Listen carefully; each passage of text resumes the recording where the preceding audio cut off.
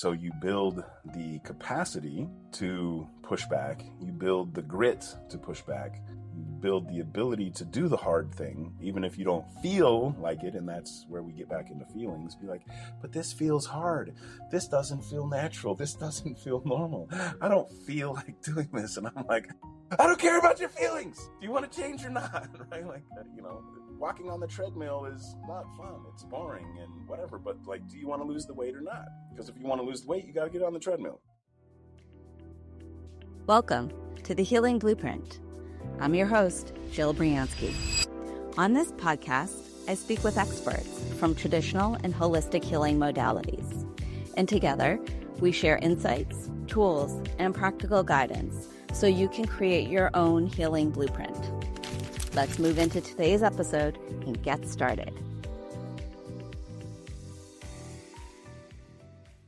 Welcome back to another episode, and I am here with Chad Davis yet again. Welcome back, Chad. Thank you very much. Thank you for having me again. And today we are going to be exploring feelings and what they mean and how they show up for us. So, Chad, can you describe for us what feelings actually are? Sure. Like there's a big misunderstandings in feelings and emotions and moods. So feelings are memorized narratives that are accompanied by neurochemical and bodily sensations, right? Like if you feel sad, there's a feeling that you feel in your body, and there's a neurochemical release that happens when we feel sad. Feelings are fleeting. The biggest difference between feelings and emotions, right? Feelings are very short-lived. They pass in moments, minutes. Emotions are when you continue to run with the story that is created when you feel the thing. Be like, oh no, I'm sad. I hate being sad. I shouldn't be sad. And then you stay in that feeling, and then that creates the emotion of being sad, right? So if an emotion is simply an extended feeling, and then if you stay in that feeling long enough, then you turn that into a mood, right? That now you're in a mood for the day or 2 days or 3 days or a week.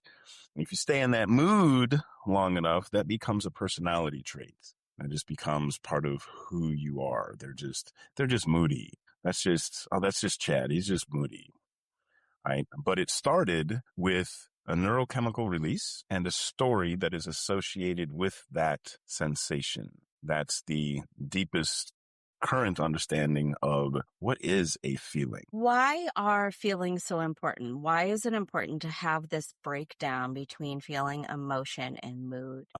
Because too many people, if you want to change things, let's start with that caveat. If you want to change, because if you don't want to change, you can have all the feelings you want, right? Be deep in your feelings, be knee deep in your feelings, wading around in your feelings, and you're fine.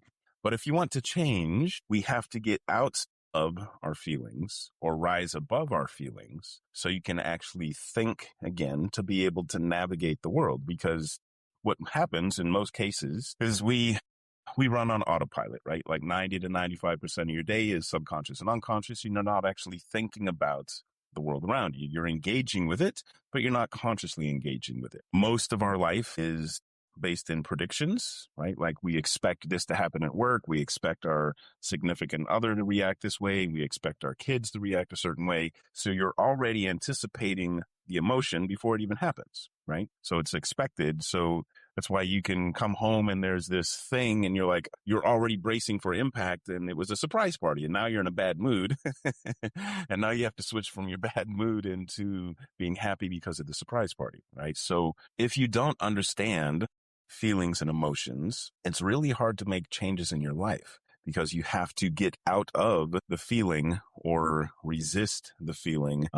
And ultimately not judge the feeling, because judging is just going to add amplification to that feeling in order to make a change, because you are living your past in that moment because it's an expectation, right? So if you want to create a new, well, then you have to get out of the past, which means that whatever you're feeling right now is valid to whatever degree, but like that isn't an inherent truth. It's not who you are. So whatever you're feeling, it doesn't really matter.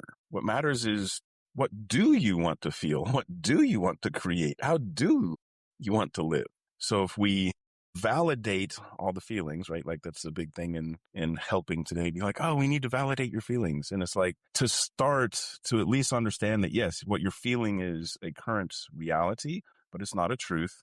And you don't have to continue it. Like that's the other side of it, right? Like a feeling is just that. It's just a feeling. And if you think higher than that feeling, then you can switch the feeling. So what you're feeling really doesn't matter. That's where we have to lean into for change, is the feeling itself is just information about what's currently going on or what's predicted to be going on. And it's not a truth. It's just information. It's a storm, right? Like Rumi's thing, like you're the sky, the emotions or the weather passing beneath you. So if you're letting your weather control your life, it's going to be really hard to change. So you have to start thinking above your feelings, and in helping people across the past, part of that process is learning what a feeling really is. Because we've learned to be like, oh no, I feel bad, I can't do anything. Or, oh, I don't feel like I have a lot of energy, so I can't do anything. And be like, yes, you can. There's fields across the world that feel a certain way and still have to act, whether it's the military or sports or high-end security or, medical professionals. Like, it doesn't matter if you're sad in the moment. You have this patient you need to deal with. It doesn't matter if you're a little scared right now. You have this mission to accomplish, right? Like, they have been trained and understand that feelings are just that. They're just information.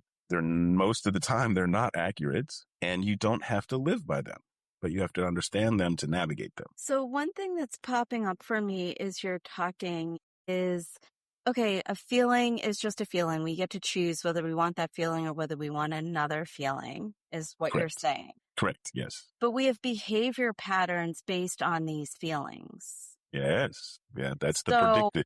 How do we break down those behavior patterns so we can actually feel like we have a choice? Well, that starts with awareness, right? You can't change anything until you're aware of the thing that you're trying to change. So when you start to feel a certain way and you start to behave a certain way, right? Like we can get into it here in a moment, but like the path is everything starts with state. Like your state is the headwaters. From state is thoughts or triggers drive emotions. Thoughts, triggers, emotions drive behaviors. So if we're just focused on behaviors, we're already at least 4 steps down from what was driving that to begin with. So we have to shift upstream in order to actually change what we're wanting to do and how we're wanting to show up in the world. And that's why a lot of therapeutic processes help in the moment, because you can mitigate behavior. You can white knuckle emotions, but if you don't address what was causing those to begin with, then your beneficial impact was transient at best. So that's a lot of words and a lot of complicated words. Can you speak that in normal And so language? I'm wondering if there's a way you can take us through an example using those words so that we have something to connect them to. Sure. Yeah. So an example of state is if you wake up Monday morning and you're like, oh my God, it's Monday, right? So that's your thought and feeling, predicted thought and feeling about Monday morning. You haven't even got out of bed yet, and you're already in a half bad mood. Your energy is already low. You're already not looking forward to the day, and your foot hasn't even touched the floor. That's an example of state, right? Like that is a predicted, programmed, emotional, physiological, neurological moment in time. And you haven't even started the day, right? So if you don't shift state, you're battling state. Oh my God, it's Monday all day long, right? So the next phase of that is if you understand that, the feeling of, oh my God, it's just Monday is programmed and it is just a feeling. I can roll out of bed and do 20 quick push-ups to change my body, right? To change my physiology. I can think above it and say, man, I am dragging a little bit, so I'm going to need an extra cup of coffee, or I'm going to need an extra shot. Or maybe I should take a cold shower instead of a warm one to help wake up. Right? If you think higher than the feeling, then you can navigate how do you redirect that feeling, understanding that it's just a feeling. So what? You feel tired, right? Like if you're anywhere on this planet dealing with normal stress of life, like at some point throughout the week, you're going to feel tired, but like it's just a feeling. And there are things we can do to redirect feeling tired, right? You can listen to music, you can move, you can eat something, you can relax, right? Like there's stuff to combat that feeling. Not judging the feeling is also huge. And this is a whole kind of a different offset of it. But if you already feel kind of negative or low and you start beating yourself up for feeling negative or low, that isn't going to amplify it in a positive way. Right. So now we're adding a negative feeling to the negative feeling and then wondering why it's even harder to get out of bed. Right. So it's understanding that however you feel right this moment is how you've learned to feel right this moment. Because if it was Friday, you'd be like, oh, thank God it's Friday. And you would get up and you would do your thing, right? With the same feelings. You could still feel tired. You could still not be wanting to go to work. You could still have a pile of stuff on your desk at work, but your state is different because at least thank God it's Friday. So the same feelings don't carry the same weight. That's how we navigate it. At But the risk of opening Pandora's box. yes. What you're describing is it's cultural, it's behavioral. I'm not supposed to be happy going to work because if I'm happy going to work, I'm not going to fit in with the other people at work who aren't happy being at work. On Monday, I'm not supposed to be happy. On Wednesday, I'm supposed to say, oh, thank God, I'm halfway through my work day or my work week. And on Friday, yay, the work is over, which basically sets us up to say that the math isn't going to be my strong suit here. 60, 70% of our time when we're at work, we're supposed to be unhappy. Yes. So how do you help someone break through those cultural patterns that, wait, if I'm not unhappy at the beginning of the week and if I'm not happy at the end of the week, I'm not going to have anything to talk to my peers about, and therefore I will not fit in. That is definitely Pandora's box. Because we are programmed at every turn, right? Like from our parents, our teachers, religion, TV, news, social media, like we are programmed how to be, right? But that is part of the understanding. I don't know if I mentioned it during our first talk, but like that's one of my theories is constructed self theory. The you that you believe yourself to be has been constructed by society.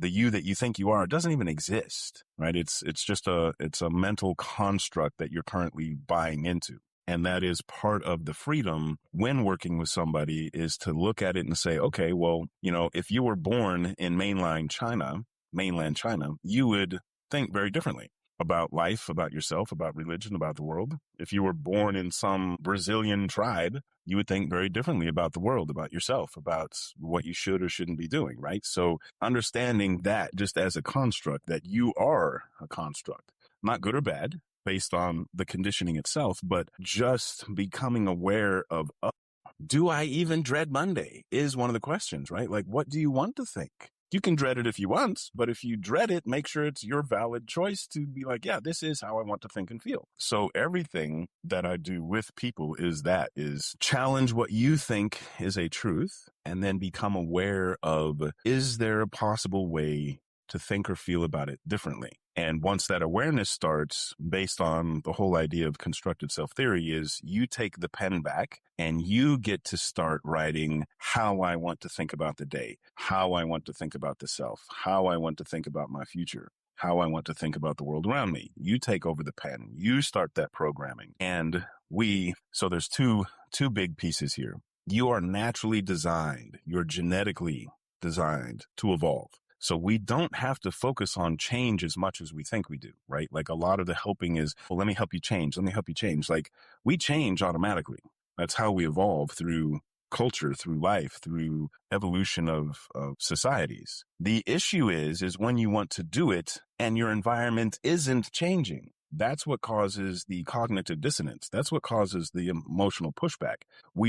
Everything in you wants to stay the same because your environment isn't changing. So when you're like, oh, I want to live differently, just like you were pointing out, like with I'm not going to have the same things to talk about. You have to get comfortable being uncomfortable with your inner resistance to change, because that's how you change, is to be able to push back against wait a minute, can I be at the water cooler today and not talk about the political hot topics? Can I be the one that doesn't break down because it's Monday? Right? Like that's what we have to work against. And that's where in helping people, it's building that grit. It's building the tenacity. It's building that inner sovereignty. It's building the choice. It's building that understanding that anything that I want to do is going to be difficult because I'm designed to stay in the familiar. So you build the capacity to push back. You build the grit to push back. You build the ability to do the hard thing, even if you don't feel like it. And that's where we get back into feelings. Be like, but this feels hard. This doesn't feel natural. This doesn't feel normal. I don't feel like doing this. And I'm like, I don't care about your feelings. Do you want to change or not? Right? Like, walking on the treadmill is not fun. It's boring and whatever. But like, do you want to lose the weight or not? Because if you want to lose the weight, you got to get on the treadmill. You can't eat pizza for every meal if you want to lose weight, right? Like there's going to be some stuff that you don't feel like doing. So getting out of the feelings and focusing on the facts is the key, right? But you can't do that until you're aware of the fact that, oh, this feeling, although it feels real because I can literally feel it in my body, it's nothing more than a story and a chemical reaction. That's all it is. Did that help or make it worse? Yeah, I mean, now my brain is going off in 1,000 different directions. So yes, it did help. But I want to come back to this statement that you made because I think it's really powerful and I just want to highlight it. Sure. Is this idea of in order for change to happen, you need to get uncomfortable. When you become comfortable in the uncomfortable, then the uncomfortable becomes comfortable. And there's not as much resistance. You didn't say that last part. I'm just adding it. Yes. And there's not that much resistance. So when people are saying, I'm tired, I don't feel like doing this, this is a lot, this doesn't feel good in my body because I'm not used to it, that's actually what they need to embrace because that's how they overcome the uncomfortable and create change. Yes, 1000%. And that's like taking the baby steps, right? Like working with patients. This is why I have them do just sit still for 2 minutes, right? Nothing monumental, nothing epic. Just don't touch your phone. Don't entertain yourself by scrolling. Don't listen to music. Like just sit in silence for 2 minutes. And when you're not in panic for 2 minutes, then try 5. And when you can do 5, then do 7. When you can do 7, do 10, right? But that's being in silence is very, very, very uncomfortable for a lot of people, right? So it's teaching you that, hey, I can be uncomfortable and be okay. Like that's the retraining of the nervous system. That's now we're dipping our toes back into state. You're telling your state that even though this is uncomfortable, I'm okay. This is where the little 15 and 30-second cold showers come into play because everything in your body is going to be like, turn off the water or get out of the shower, right? You're literally putting yourself into a fight or flight situation. And your job is to just say, I'm okay. This is actually good for me. This is beneficial. It's good for my skin. It's good for my circulatory system. It's good for my respiratory system. It's good for my longevity. It's good for health, right? You want to override your body's basic fear response to the stressor and say, just because I'm stressed doesn't mean I'm not okay. In real life, 50 years ago, 100 years ago, that happened naturally, right? Like you had to work outside in the cold. You had to hike miles to go do something. You had to go get fresh water from a creek or a stream or a river or something, right? Like you had to be uncomfortable just to survive. In our current society, you're uncomfortable for 12 seconds going from the house to the car before you get back into a controlled climate, or, you got rained on for just a second and then you go back out. Like we are very, very, very comfortable. So when we feel uncomfortable, it's now amplified and our body really, really pushes back. So even if it's something good for you, like eating healthier, working out, doing breath work, doing meditation, anything that isn't normal feels uncomfortable. So your body is going to be like, it's going to give you every excuse in the world to not do it. And that's what we need to overcome. And the pushback is through the narrative, which is reinforced by feelings. So you have to understand those feelings to be able to push back against the feelings. Yeah, and you were just talking about fear a little bit ago. And I feel like fear is so huge in our society right now. People are just fearing getting uncomfortable, being out of their element. There's so much fear around everything. And one thing I give to my clients often who have this fear response is go out and talk to 3 to 5 people a week that you normally wouldn't, whether you're standing in line waiting for coffee, whether you're at a fitness class, wherever it is, just go talk to somebody for a couple of minutes who you don't know. And what they found, and I think it's connecting to what you're saying, is that other people are actually really responsive because they also want to engage in a human conversation. They just don't know how to start it. And I think it's all connecting to what you're saying about our feelings not necessarily being factual, right? I'm afraid of what's going to happen, but what's happening isn't fearful at all. It's actually connection. 1,000%, right? That's the fear thing is something I deal with all the time as well. And it's like, look, you're worried about this thing. Is there an actual wolf in the room right now? No. Then what are you worried about? Like, worry about it if a wolf shows up. But what you're scared of, what you're fearful of, what you're anxious about is a story about a potential future event. You're literally making a cartoon in your head. And then because of the cartoon, you feel a certain way, just like watching a movie. And so you feel these little tingles or you're like, oh no, what if? So now you have a story with a feeling that is embodied so you can feel it. So it feels real. So you're like, oh no, I'm scared. But you're the one that created the cartoon that scared you to begin with. It doesn't exist because you're in your bedroom or living room or whatever, and we're talking on Zoom, right? It's not even a thing right now. Will Smith actually does a really good talk on this where it's silly and he agrees to go skydiving with his friends and he realizes the next day what he agreed to and he's like, oh no. And like, for 30 days he's worrying about it. And then he gets in the plane and he's worrying about it. And then they're all getting up to stand up to go out to jump out of the plane and he's worrying about it. And then his recap is, I didn't even really have to worry about it until I was stepping out of the plane. But I worried about it for a month before I actually needed to worry about it. And that's the thing is it's a story with the emotion, and that's what's controlling you. You're being controlled, as I tell my patients, you're being controlled by Mary Had a Little Lamb. Because unless there's a real wolf that you have to directly engage with right this minute, it's just a prediction. And you have an emotion that's accompanying that prediction, which feels real, which you can address, which you can do something with, but it's not a fact. And that's where the freedom comes in. That's where you can start leveraging things. What do you mean the freedom comes in? The freedom of choice again, right? Like Viktor Frankl talked about in a lot of his writings and teachings was there's a space between the event and your reaction to that event. And within that space resides your only true freedom as a human, which is your choice to choose what you wish to do in any given set of circumstances, to choose your own way, right? But you have to realize that space exists because we go from thought to feeling and we think that the feeling is the truth, but the feeling is our space because we haven't done anything yet. You just felt it. You reacted to it, but you haven't chosen a path. But we think our automatic reaction to the thing is the path. And we just continue to run with being scared. We continue to run with being depressed. We continue to run with being angry instead of saying, okay, well, this thing made me upset, but what do I actually want to do about this thing? Because I haven't done anything yet except react. So what is the choice to this? What do I want to do about my boss yelling at me? What do I want to do about my spouse being upset? What do I want to do about this bill that's coming up? Instead of just staying in the emotion and thinking that the emotion is the choice, because it's not. Sadhguru does an amazing talk about we think that our emotions and our feelings are reality. They're not. They're your internal reaction to it, but it's not reality.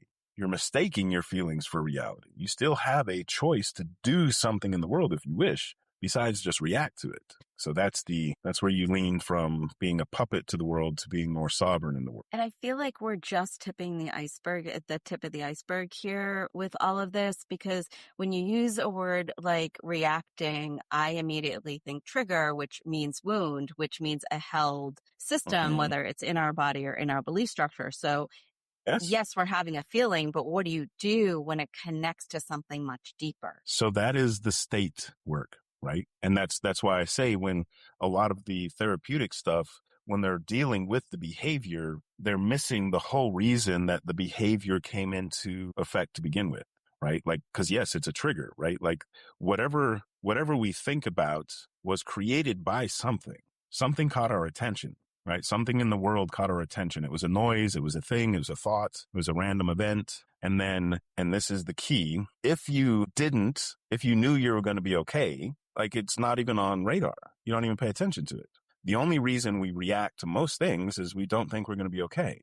That's why it catches our attention, because it's picked up by our threat assessment, right? There's some crazy number, like the brain processes like 10 million bits of information a second, and we pay attention to like 50 to 75 of those bits, not 50 to 75,000, not like 50 to 75 of 10 million bits of information, right? Like, so we're not, when we see the world, we're not seeing the world. We are seeing our censored, biased, very limited access of what we perceive in the world, right?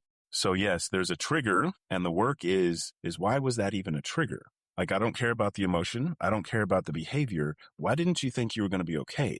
This thing happened, that state. Why did your state predict that this thing wasn't going to allow you to be okay? Because that happened way before conscious thought. That's why it was a trigger to begin with. Right. And then that's the real work, right? Like, you, instead of just focusing on the behavior or the emotion, you work backwards and be like, okay, well, this is the behavior. This is the emotion that created that. These are the thoughts that created that.